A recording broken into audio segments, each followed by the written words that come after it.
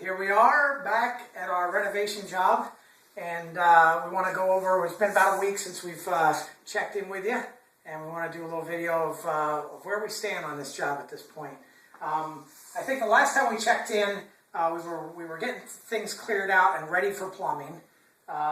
We had pretty much finished most of the demo, removed most of the drywall that we needed to for access in the walls, whether it be for electrical or for plumbing.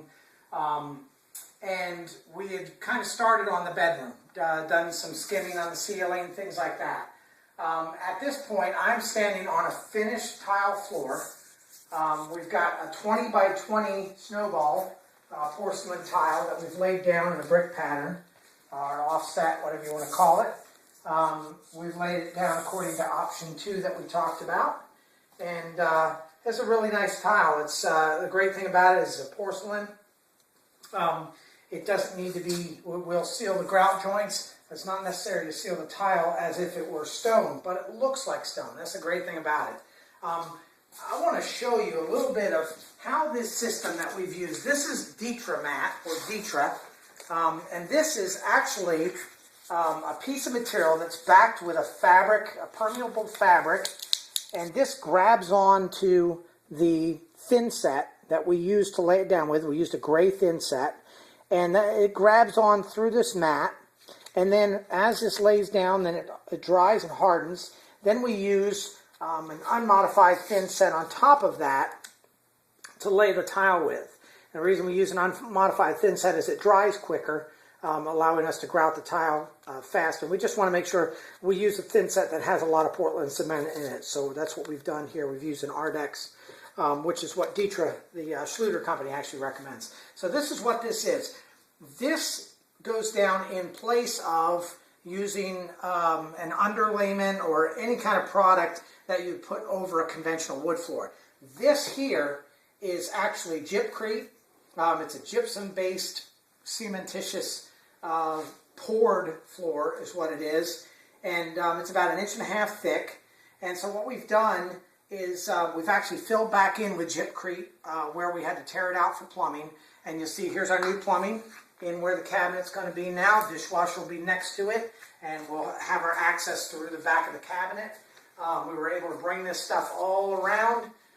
We were able to cap off all of our old pipes in the wall. Here's a nice little feature I want to show you.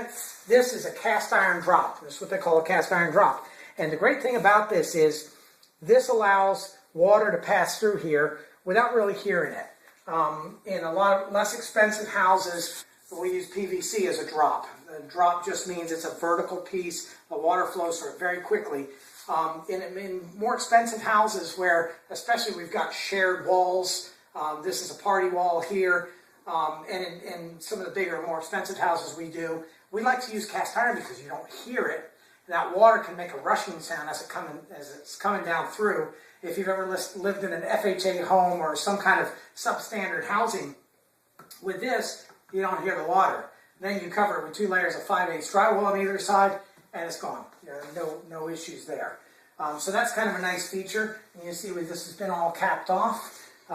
We've capped off where the dishwasher was. We removed some wiring, and we're ready for an electrician, who is always our last mechanic, to come in and do his magic on just a few items that we needed to change around. As you can see, we haven't really talked about this, but I decided that I really wanted to have an outlet box put in here for the ice maker and water supply in the fridge. This just had basically a spigot sticking out of the wall. I don't like those because we're putting a cabinet depth fridge in here. We want to get that thing back as far as we can, and we don't want anything protruding out from the wall. It's the same reason we won't put baseboard back there. We'll basically finish the drywall of the floor, we'll grout it in, and that will be the end of it. And then our baseboard here will just be cut and come in contact with there'll be a filler strip on this side of the fridge. That's about it here. We filled in where our soffit was for the old cabinetry. Now we'll have cabinetry to the ceiling, and we've got just a first coat on that. All our ceilings are scraped with the exception of the tray. We'll do that after we move all the furniture into the bedroom finally. And now all of our electrical is ready for the electrician to come in on Monday and just do his little bit of magic that he needs to do prior to setting cabinetry. If you step through here, you'll notice that all the wallpaper is off. And we are ready to just do a skim coat just to clean this drywall up a little bit. We've got our corners filled in, our ceilings filled in, and we've only left this one part of the ceiling open just so the electrician has a little bit of an easier time getting his wiring through.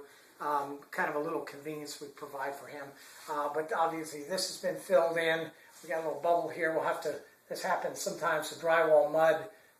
If you don't get enough on the underside of the tape, it'll bubble out on you, and that's what happened. You have to just peel it off and try it again. All our tile is done through here, and you see, unfortunately, this area has a little bit of a twist to it, this wall along here. So what we've done is we've put a transition in here, follow the pattern, and then because the transition actually sits underneath the door will make it so you won't really notice it, but it is necessary to make sure that when we're in the bathroom, the tile stays in a square pattern. This is square to itself, and this area is square to itself, but unfortunately, the actual walls are a little smaller at that end than they are at this end. So that's typically the way to take care of that. A tile in our laundry room now. I'm going to squeak through. Good thing I didn't have that extra candy bar this morning. And Dave's just going to kind of show us a little bit. We're standing there. I'm now in the bedroom, which is no longer green. It's now a purple bedroom. Oh, sorry, it's violet. It's, I don't remember the name of this color, but it was a kind of a nice color. And it's very bright. It's very inviting. I like it a whole lot better than the green, and I'm kind of a fan of green. Our ceiling's been skimmed. We've got actually a 2-coat on the ceiling, and a couple little scratches that we'll touch up afterwards, but everything has been coated in here, and we're pretty much ready to pull the shades on this for now.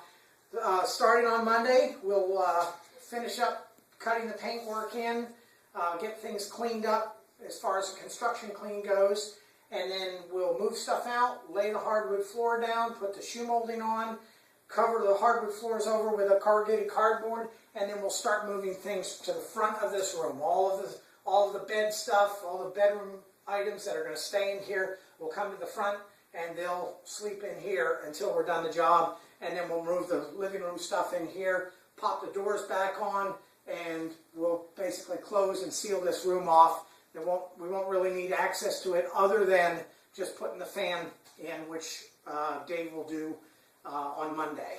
So that's where we stand with the job at this point, and we'll check back in with you guys next week. Just so you know, your kitchen cabinetry is on order. As soon as it arrives, which should be about 7 business days, that day we'll actually start installing it, and I will send you an immediate picture of exactly what it looks like so you can start thinking about that. Appreciate the info you've sent to me, and we'll talk to you soon.